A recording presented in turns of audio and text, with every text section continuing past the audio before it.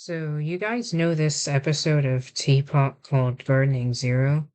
Well, I did some analysis, and it's apparently considered the most hated BFDI episode by fans, or at least in season 5 it is. And honestly, I don't blame them. I am actually one of the only people who don't hate the episode, by the way. I just find that there are a lot of plot holes there, honestly. And I'm not going to talk about minor errors such as Puffball not changing color here. Ugh, I'm all done with complaints regarding minor errors. But anyway, I'm going to talk about why Death Pact actually lost in the first place. So, they despawned a plant because they wanted to save a contestant, which, honestly, I don't blame them. And a lot of people blame Remote for making them lose by reminding Puffball about Two's extra rule, but technically if Remote didn't remind Puffball, making her despawn the plant, then Death Pact again would still be letting their plant despawn, and yeah, having 3 teams up for elimination would be possible. But let's focus on how Ice Cube actually got there in the first place. So, it all started when Clock left her behind while the rest of their team goes to space because she apparently would sublimate in a vacuum if she did go. But some other BFDI episodes would prove otherwise, such as BFDI 20 or BFDIA 5 or 6, and also BFB 6 to 8. And I'm not gonna lie, Clock leaving Ice Cube behind for her safety would have made more sense if the S had picked the desert instead of space. Like in BFB1, she was clearly melting. And if Remote really had difficulty pulling Ice Cube out from underground, it wouldn't be because Ice Cube was too deep underground, but because of how cramped it must have felt in there. And I thought that she still would have suffocated underground or something.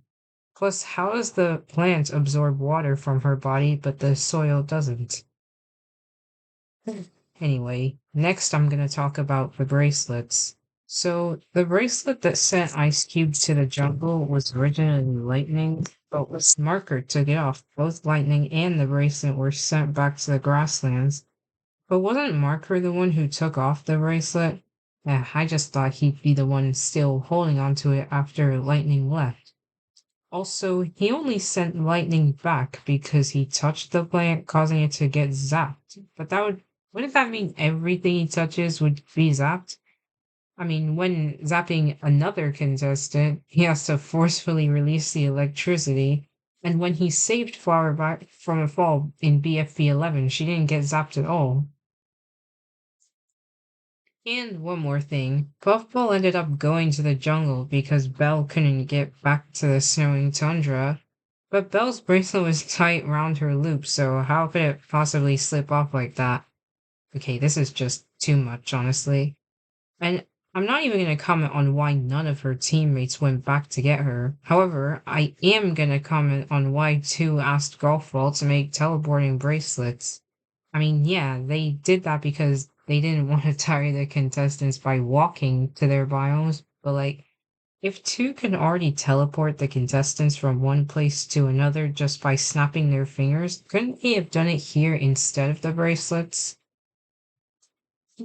I know it sounds like I'm raging too much, and even though it is pretty obvious that they did all that for the sake of the episode, but my actual theory is that if those plot holes didn't happen, then of course Just Not would still be in last place since the BFDIA contestants still didn't remind Cake about the yellow-faced skeleton. But then Are You OK would be in penultimate place instead of Death Pact again, since Belle would still be warming up the plant, and Eraser already provoked the Davids before the last few plants got despawned by the refracted gamma ray burst, which I feel like would also be the fate for the plants in the jungle and the snowy tundra. And I honestly would have liked that episode more. No wonder the episode is called Gardening Zero, as if they removed the hero from Gardening Hero. And I'm not saying that this episode is bad just because the Death Pack team lost, because that would be like how I underestimated BFB4 all that time ago. But the episode of Tpot 4 could have been so much better, just like the FDIA 14. Okay, I'm done.